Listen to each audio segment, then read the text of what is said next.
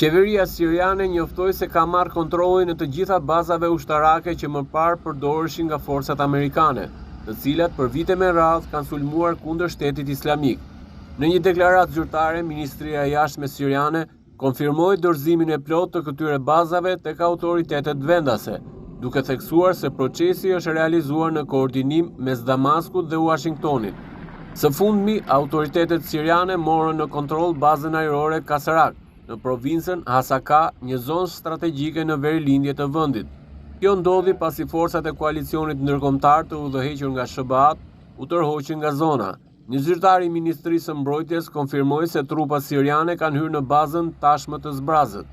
Sipas raportimeve nga terreni, një konvoj automjetesh ushtarake amerikane është parë duke u larguar drejt kufirit me Irakun. Baza e Kasarakut kishte shërbyer muajt e fundit si qendër logjistike për transportin e trupave dhe pajisjeve ushtarake.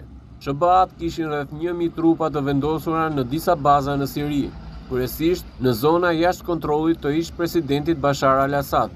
Këto baza janë përdorur për operacione ajrore kundër militantëve të ISIS-it.